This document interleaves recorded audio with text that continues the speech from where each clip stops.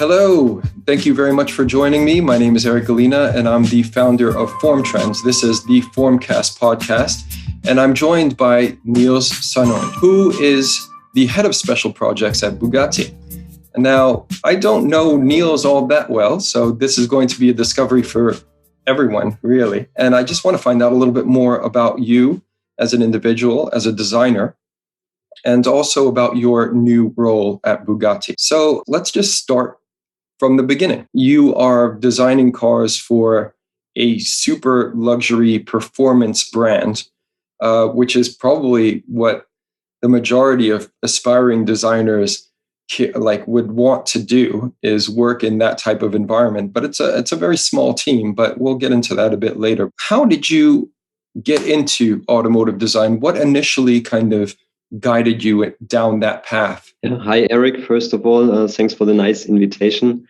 I think starting a design job or profession in a way, it always starting with that you like to sketch, even in your young ages during your school time and later in university. I grew up most of my time in Braunschweig, so I was then starting there to study first technical engineering, but I after two terms I changed because it was just too theoretical for me. And obviously the Volkswagen Group, also with their headquarters of design, are based very close to Braunschweig, so it's just 35-40 kilometers away from here. And then I always loved sketching. I always had a passion for cars, for speed, for airplanes, and in a way it was just for me something I wanted to follow. After I saw that maybe I started to study something different, was probably not following what I expected. And then through some friends, I got some contacts, and then I remember I was invited in Volkswagen Design, still as a student, and then they were kind of telling me what to how to study this, where to study, and where you have the possibility to go.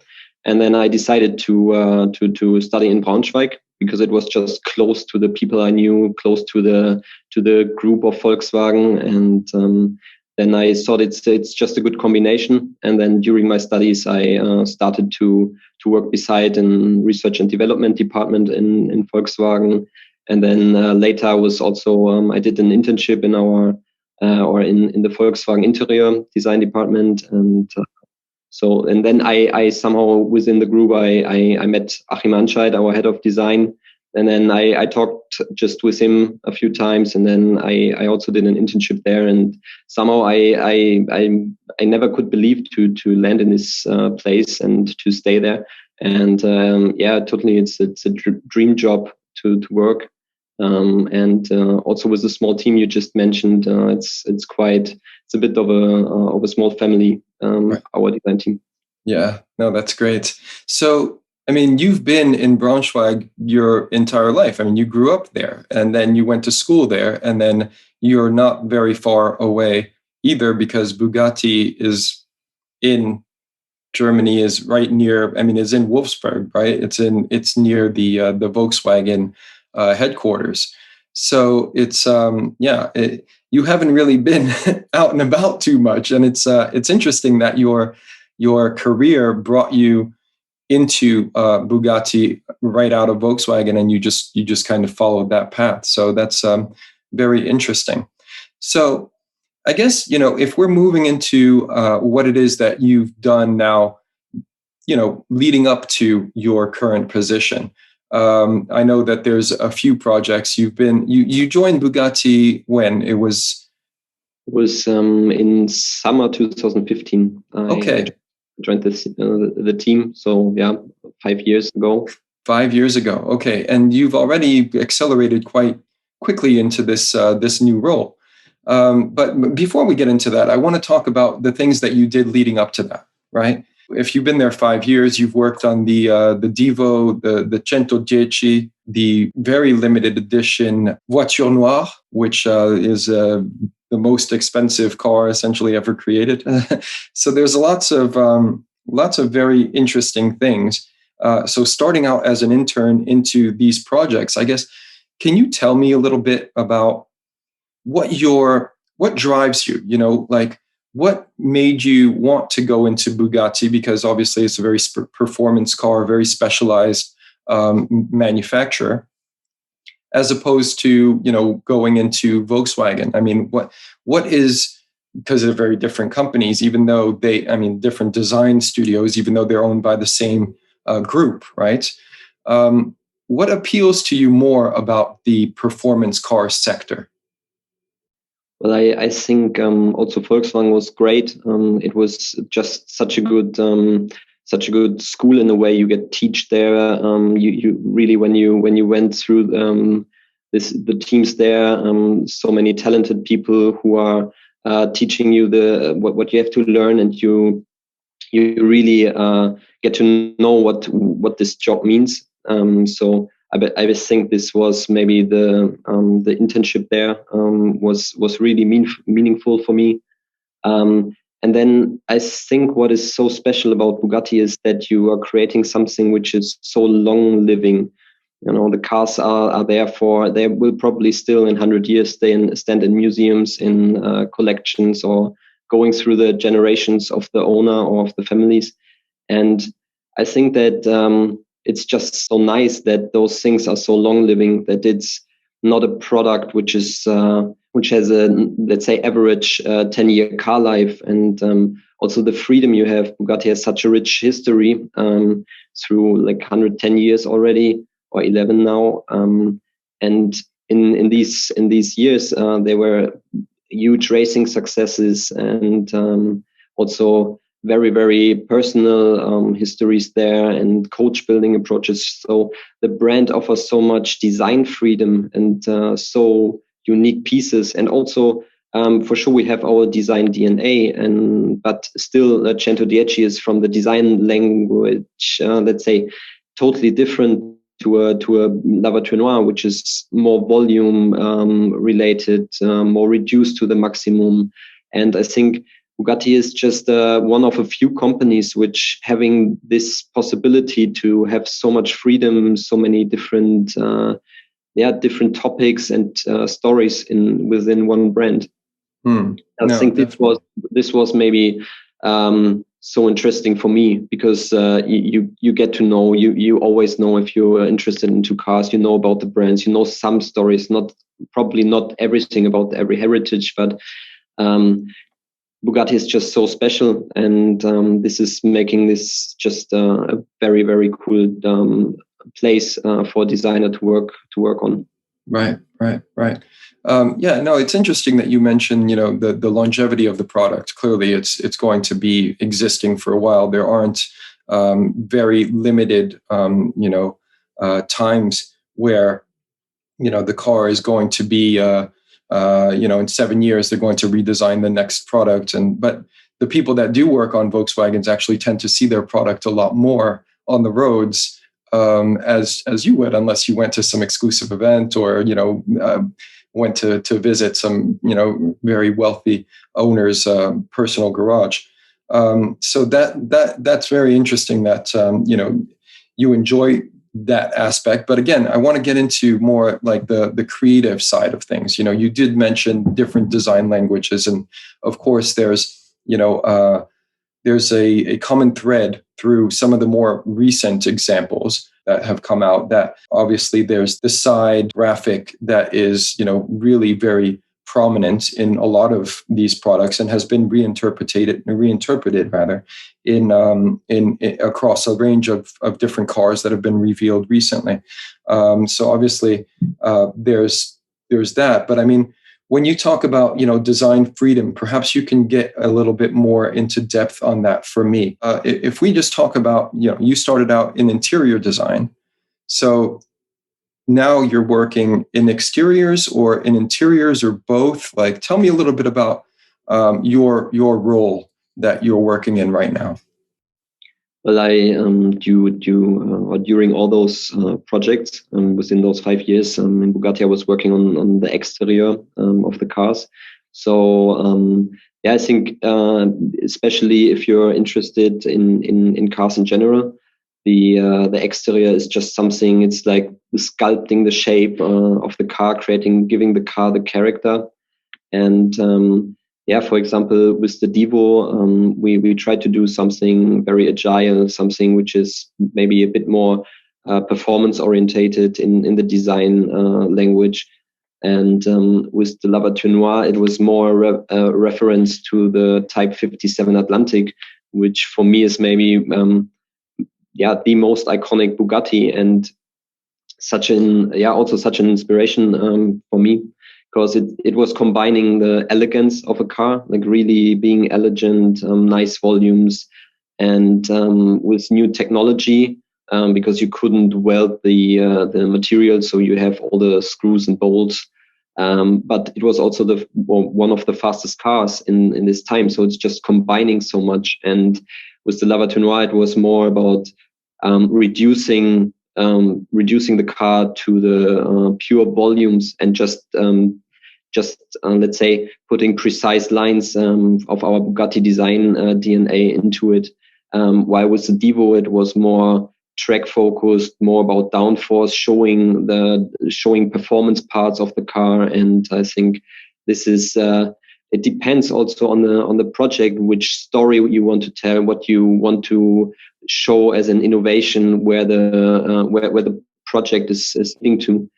So this is also cool that you, within this coach build process, that you have so much freedom. You could go into a very elegant direction. You can go into a more track performance orientation. And this is also what I meant with design freedom. Yes. So, I mean, it is interesting because, even though they're all super performance cars, as you mentioned, the La Voiture Noire is more of an elegant statement, Grand Tour, perhaps, where the Divo was very much track focused, and the Bolide as well, very much track focused. So, before we go into the Bolide, I do want to discuss, some of the project highlights that have perhaps, because I've mentioned 3 here that you've worked on, that I know you've worked on at Bugatti, but over the course of your career, you would have worked on several different things, and what were some of the highlights, I suppose, and for what reasons? Why would you classify them as a highlight within your career? Well, there are some things which are really really staying in my head, and one was, for example, we worked in our research and development department when I was in Volkswagen during this time, and I was working as a student assistant there. So I was joining for some Giugiaro or Ital design.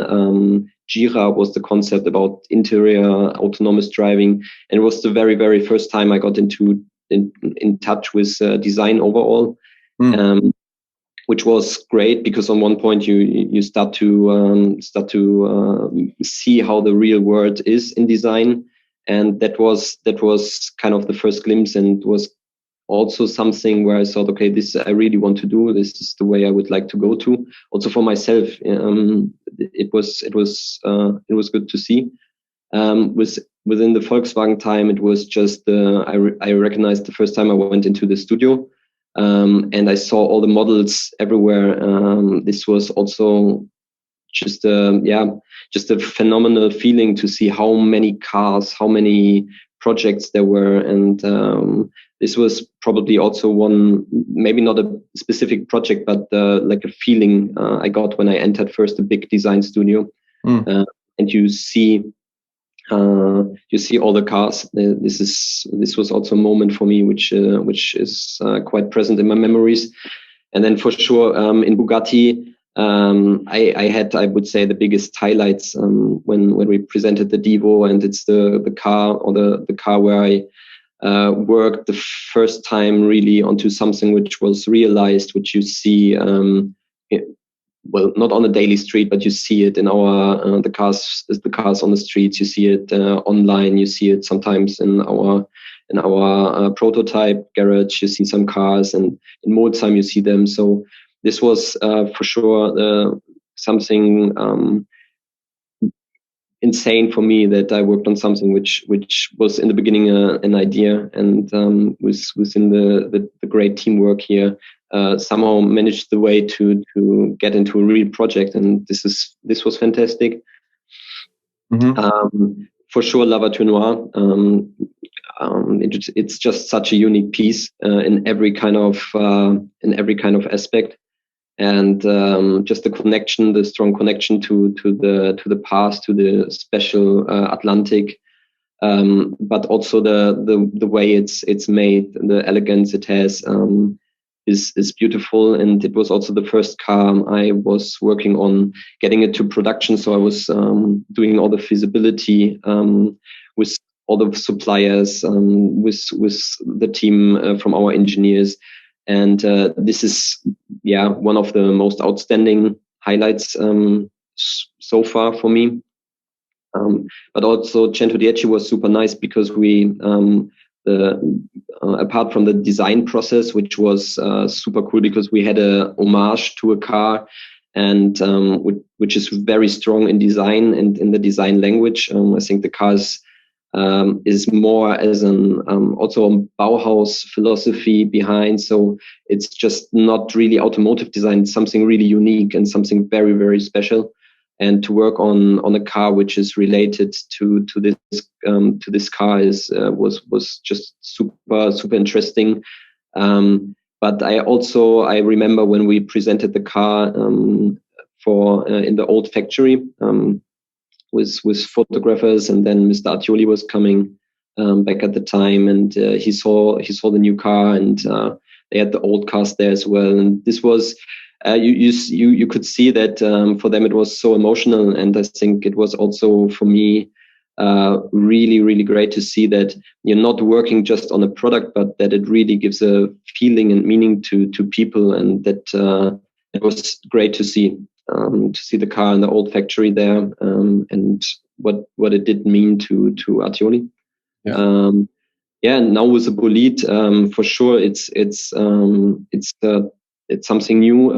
I also got more responsibility within our design department, and it was a new experience and super cool. And to see the car now out in the world is also true highlight. And I think the car is also very, very special.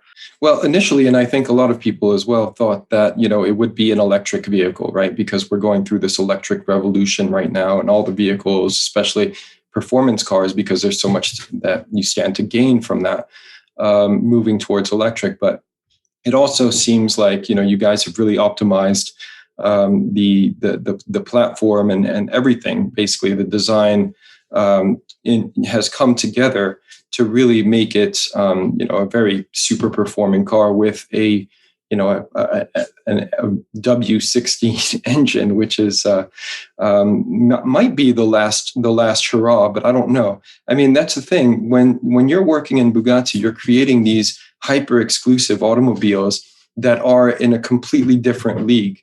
So, whilst, as you mentioned, you're still communicating with people. Ultimately, that's the goal of design, is to, communicate that emotion and get people to want to buy into that product, regardless of the cost.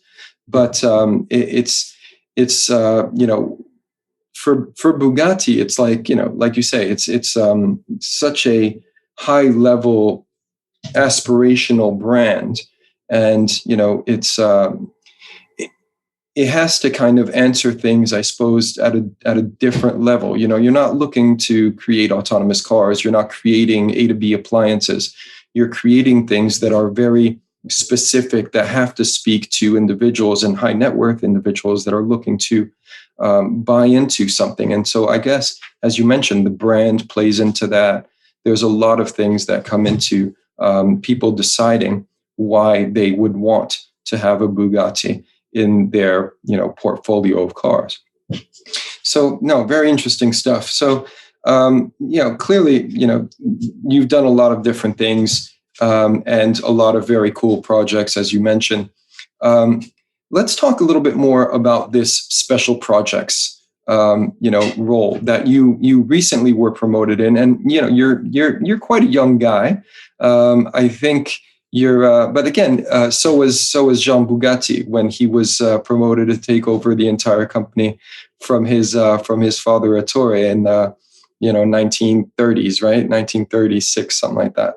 And so you, I think, are probably the same age as him when he took over that role. So it's, a big responsibility, no doubt, but I would like to hear a bit more about, as head of special projects, what do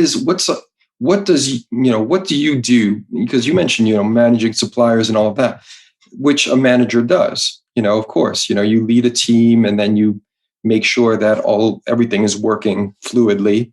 But as head of special projects, that's what I want to discuss. What is your remit? What do you need to do? So basically, this special or the promotion I got, it's within our design team. So basically, for me, what changed is that I now directly reporting to our head of design. And in the past, with Lavatur Noir, 110, following the show car process, then later doing the feasibility of those cars, and taking care about the few and one-off projects.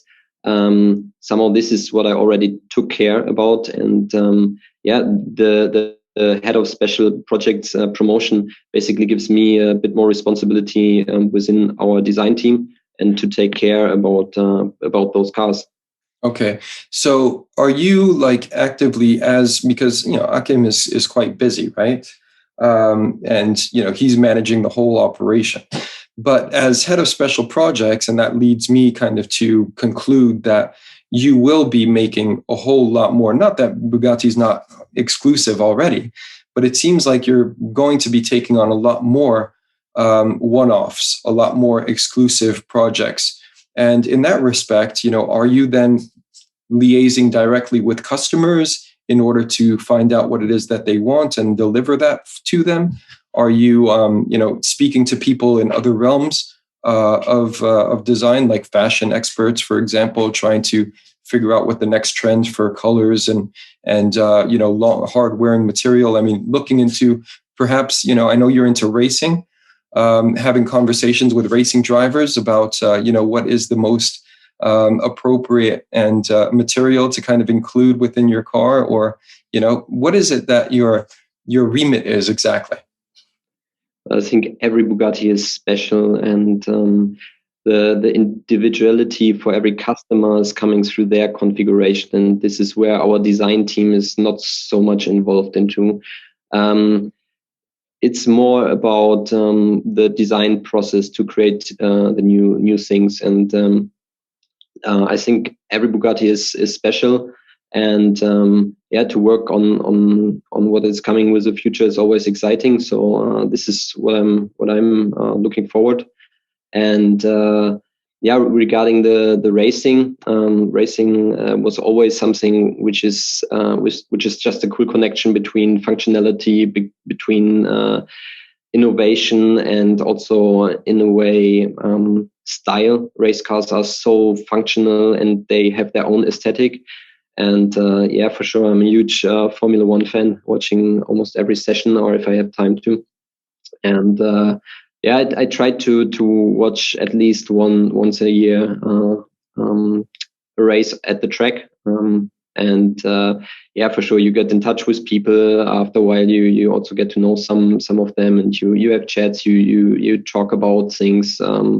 It's just, if you're interested into it and it's cutting edge technology, then it's also inspiration for you. And this is what I take most from racing. It's a lot of inspiration, and for sure it's a fantastic sport as well. Yeah, no, clearly. But as you mentioned, a race is best experienced firsthand. When you go to those things and you hear them and see them, just flying by, it's quite impressive. But no, and you mentioned something else as well, which is, as a designer, you're a human being, and human beings are influenced by a lot of different things within their lives. So, obviously you have your own interests and things that drive you. So, it's not just the car, but design in particular, I suppose. Where is it that you source inspiration from, as an individual as well as head of special projects now? What is the source of inspiration for someone in your role? I think it's a general thinking. I try to go just open-minded, with open eyes through the world. And I think inspiration could be in everything, like in small details, as much into huge buildings in architecture. Probably the parts or the things which are inspiring me most is, apart from racing, probably aviation and art. So I have a aviation background, with my grandfather flying airplanes, and my father as well. Okay. This was also always something. If I go to an airport or airfield, and you see the planes and they go everywhere, and also traveling belongs a lot to me. So I try or I really like to see new places, different cities, art.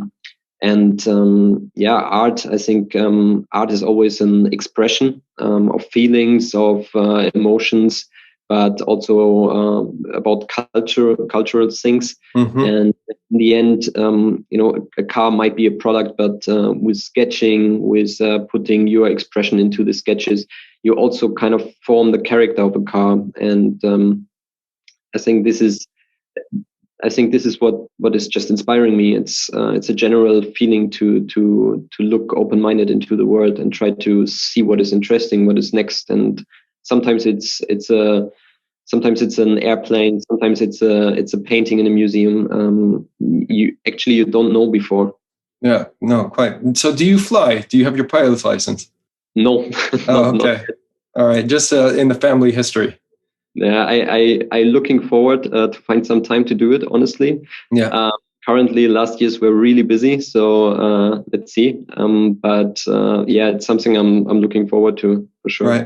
Right. No, and it plays well into the Bugatti lineage as well. I mean, so it's really quite cool that it seems like you've really found your niche within that brand, based on your passions and your interests.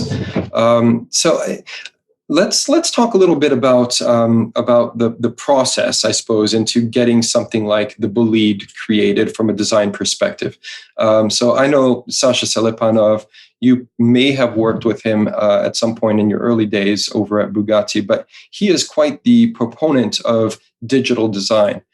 And nowadays, because people and designers in particular are being asked to work so quickly, so much more rapidly, putting out things, sketches, as well as 3D models and all the rest, the designer is having to really know how to translate that sketch into 3D. So maybe they use Alias, which is the default kind of tool and program within the automotive studios.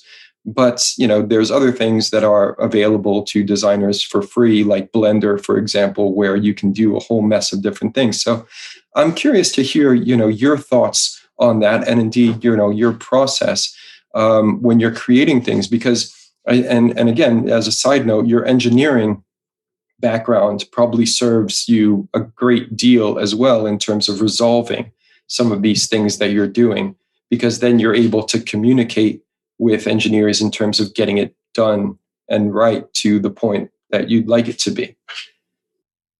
Yeah, I think Bugatti is a small team. It's a small company.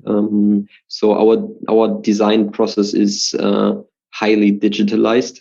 So for sure, in the beginning, also when we have a project like the Bolide, we are all sketching. The whole team is sketching on paper. We are starting to put a feeling, to put design themes on the paper, because it is still the most direct way to put a thought or an idea onto a paper. But from that point on, for sure, we basically on one point we sketch everything digital. You work hand in hand with all the 3D modelers. Our 3D team is working also with our engineers, getting the package data, looking that everything is fitting. Then we are using VR technology for all the reviews, because it's just such a good possibility to see the models, and to also see sometimes if things are not going well, or you see the right idea, or sometimes if you're looking through the glasses, the car is completely different than you expected on a sketch, just from the proportion. And then when we are happy with the result we achieved in digital design, only then we are starting to mill a physical model to see if what we saw digital is the same what you would see on a physical existing model. And then you sometimes you see just things on a physical car. So when we get the models, we check, we are all in the team together, going around, looking at every corner, taping on the model, and then with what we learn there, we go again, changing our digital model, and till we are ready, and then we build might be a show car, or like a technical study, like the Bolide, right. And I think it's also about efficiency, because nowadays, schedules sometimes are tight, but it's also when you have the chance to work that efficient, for sure you use it, and that's just great that we have those tools and that we have the possibilities also within our small team, that we can go so digital into our design process. Right. So, I mean, when you say you build models, are you using clay? Do you have clay modelers that come on board, whether, if they're in-house or not, or is it really just like a foam milled full size? Yeah, it's basically, we are not using clay anymore. So we are directly milling a foam model, which is painted then of the time. But if something has to go really quickly, then it's also maybe sometimes unpainted, or but most of the time it's a painted foam model, which is almost looking already like a real car.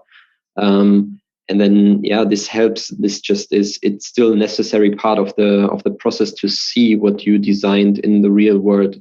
So tell me about, let's talk about now the Bolide, right, which is the last project. It's still classified a concept car, as far as I know. There is no yet plan to create it as an actual car that you can go out and buy. But there's a lot of reference clearly to Bugatti's design language. The C line is there in some form. But it's also extremely kind of reduced from a bodywork perspective. There aren't all that much. I mean, there's a lot of very interesting use of colorways, and the way that the whole design is split into various different regions and elements. So I would love to hear how the process for that car came about. Like, what made you guys decide to create something like that? Obviously, it's aligned with the brand values, but why that specific design? Why? Because it's extremely expressive. I mean, certainly, from everything, like the lighting. I mean, you got these X's and everything. It's all like really speaking into the language of Bugatti, if you will. But it's also very future. Right? It's like a skeleton almost, like just the bones. Tell me about it.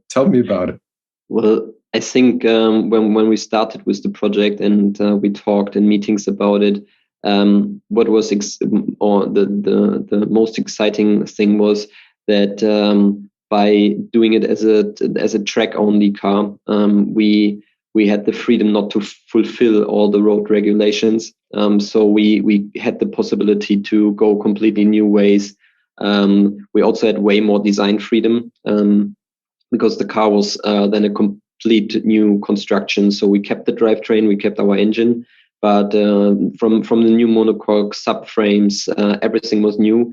And then also the let's say the guideline to this. What if we could just go ahead and try to find the very best weight to power ratio we could get out of this project. Was really, really interesting, and it was also there were also a lot of technical requirements, airflow, where you need air to cool it, aerodynamic requirements.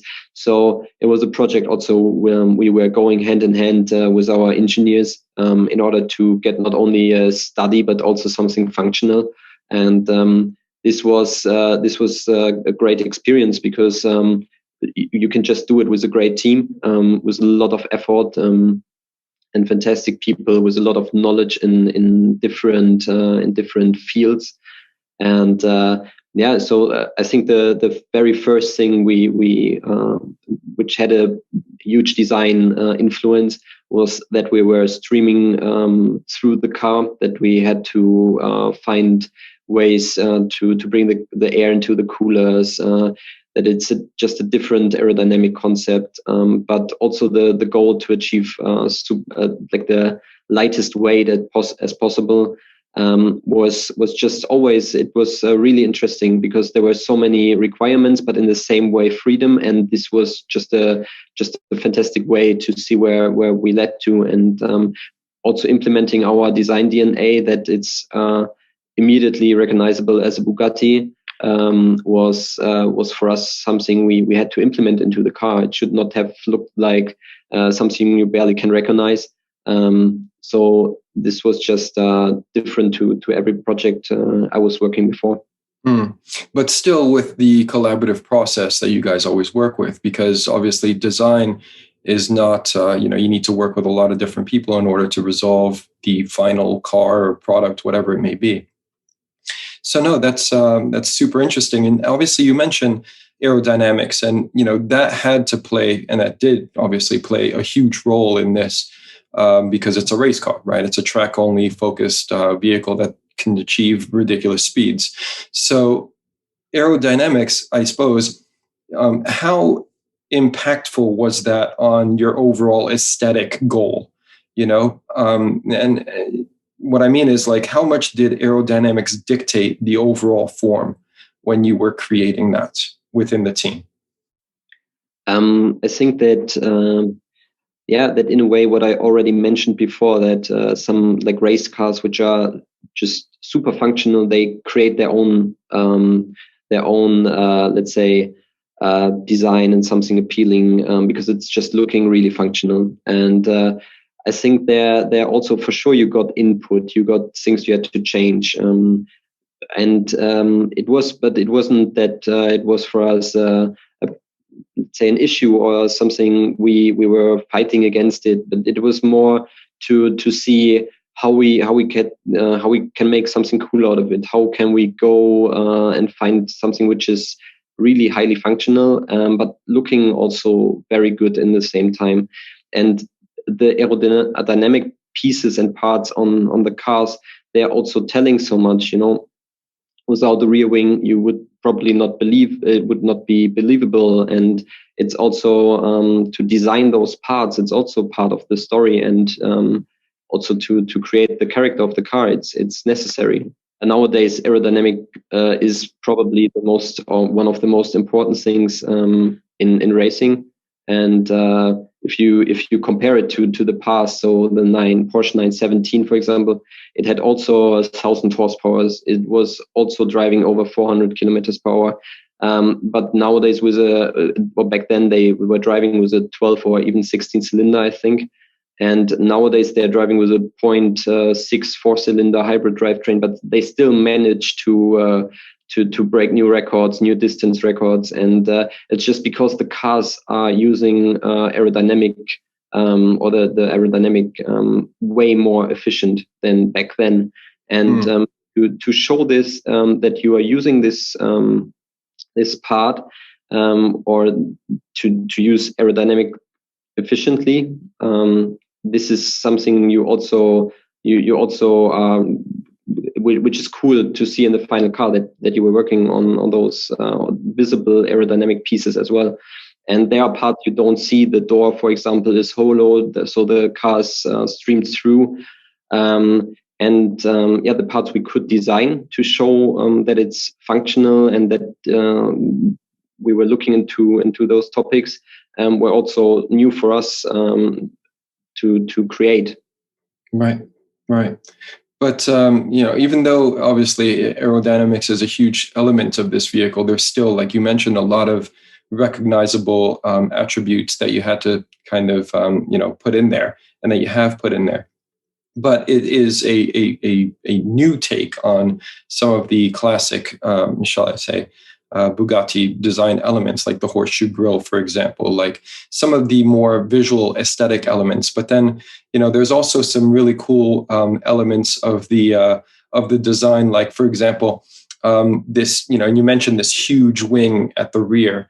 But then, there's Bugatti is like written across the bottom of the wing so that, anybody behind it can actually read that. And then, of course, the four exhaust outlets and the lamps driving into that. So it's very, very expressive, like I said earlier, in terms of a final design. And, almost it's raw, really. It's like the raw, like track focused driving car.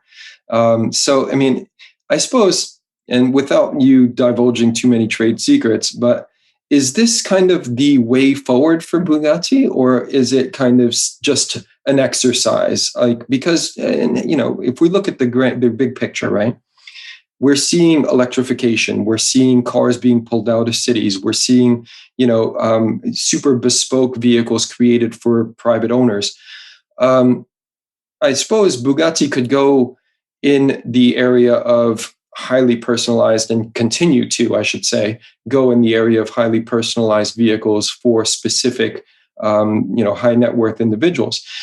And you will likely continue to do that because that's what the brand's about. But at the same time, it's either, do we create, the La Voiture Noire type examples? Do we create, track-focused vehicles? Because maybe in the future we won't be able to drive these cars on the road and we'll have to only take them to the track. I guess there's a bit of bandwidth there, but for you internally, where do you kind of see the direction of the brand going, I suppose? Well, I think it's now with the Bolide, it's a technical study. For us, it's to look into innovations, into also new manufacturing ideas like 3D titanium printed to get lighter parts. So I think you always do those things to learn. However, this is influencing the future. I obviously cannot talk so much about it, but I think learning is always great, and especially those concept ideas are the most exciting things you could work on, and things you could probably see new fields. It's just interesting for us from a design side, interesting for engineers, so for people who are trying new technologies. So it's just or let's say it's a concept, it's an idea, it's a what if scenario in a way. Yes. You mentioned the Porsche 917, and also again just now you mentioned technology. I mean, there's so many advancements being made in terms of lightweighting as well, which is very interesting to see. And I don't doubt that you can learn a great deal from some of these experiments and some of these projects that you're doing. So, okay, well, let's talk a little bit now about you personally, I suppose. You mentioned that, you love airplanes. You mentioned your family history in that regard. And art as well. Like, so when you're not at work, what is it that you do, I suppose, besides traveling and some of the things that you mentioned, to stay like fresh, I suppose, in the design side of things, and things that you just generally enjoy doing from a personal perspective? Yeah, I think in general, I also like to do sports.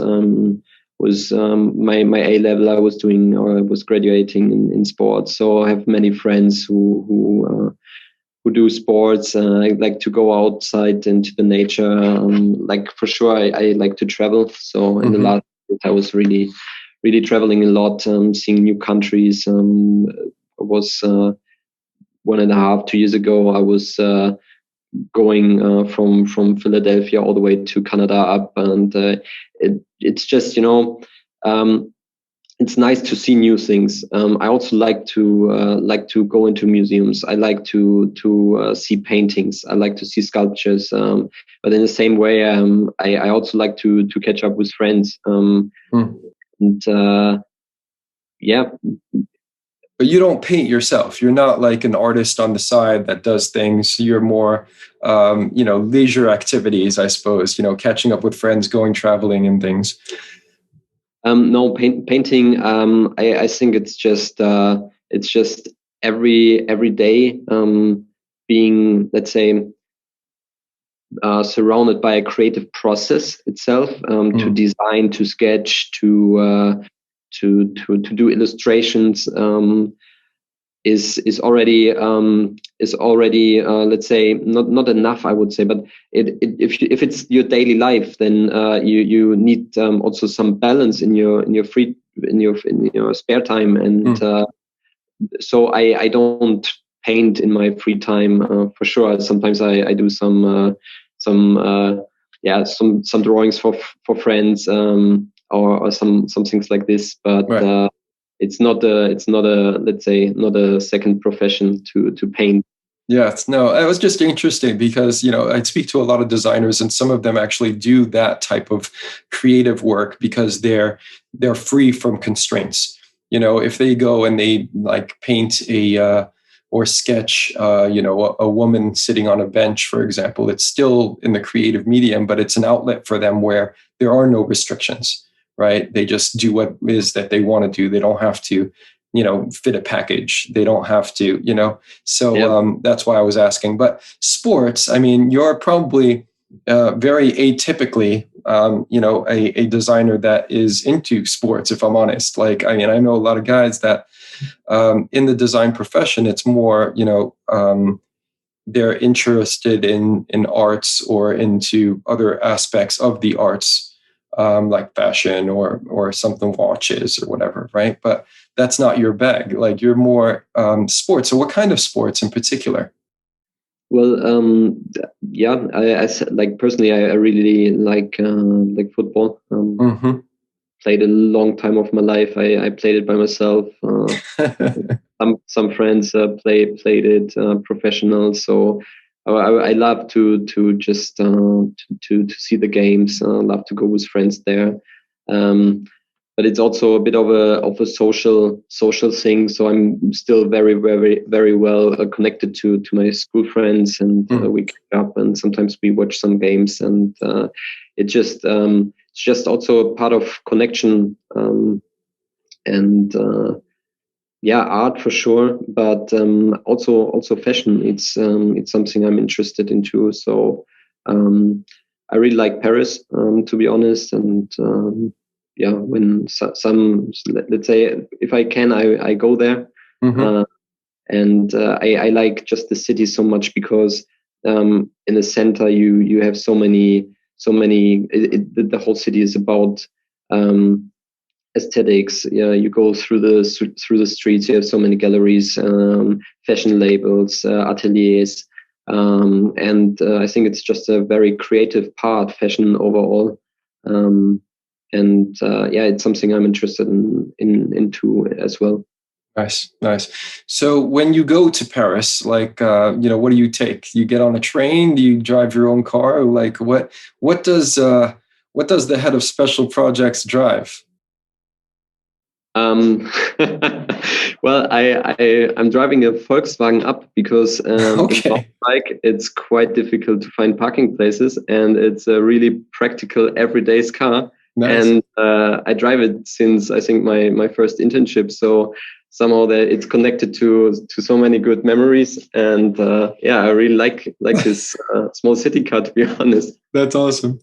So you don't have a Bugatti company car, I take it.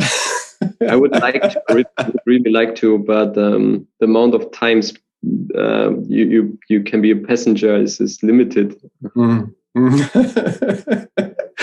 No, that's great. Good stuff. So, all right. Well, listen, I appreciate your time. I just want one final question. And I know that a lot of students listen to this and a lot of people are interested in, how to get into becoming an automotive designer and certainly achieving the level that you have at Bugatti, 5 years, head of special projects, the whole nine. What kind of advice can you impart to some of these guys that are into cars, that are, perhaps, to your story, pursuing currently a degree in engineering, but realizing, hey, actually, I really want to go into design? How would you advise somebody that asked you, hey, what's your best route to, what's your best advice? I think it's all starting with sketching. So if you have, everyone has ideas, everyone is thinking about something, everyone has their own thoughts about shapes, how things could be looking nice, and when you really want to become a car designer, I think you need to really work on getting ideas on the paper. So it's all about sketching, getting the experience, sketching, and this is the base for everything.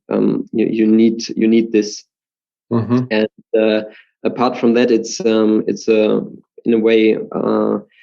It's a passion. So if you like cars, if you really if you watching on every street, okay, there's something special. Oh, it's cool. This is cool. And if you really have a passion for it, then you will also find the motivation to spend so much time. I mean, the thing about car design is that basically before you even consider to study this, you have the basic knowledge about it when you're sketching. I think most of the people I know who are car designers, they were sketching since their childhood. They were always into cars. They were always into products, into architecture. And I think it's all starting with sketching. This is maybe the very first advice I could give.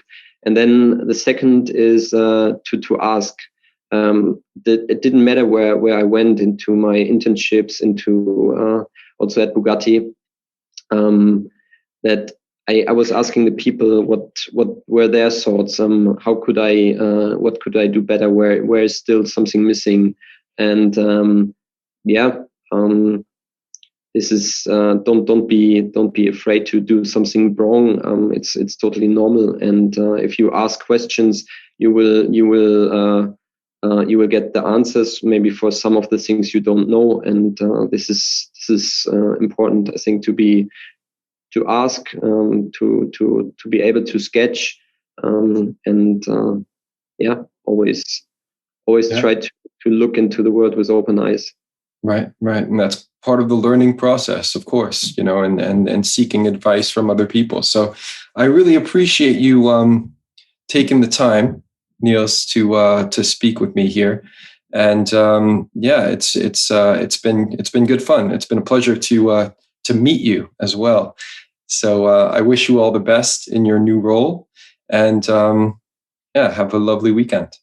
Yep, you too. Thanks for the nice talk. It was super interesting, and also good to know a face now. To the absolutely to the messages sometimes we write. So it was nice to see you, and stay healthy and have a nice evening. Thank you very much.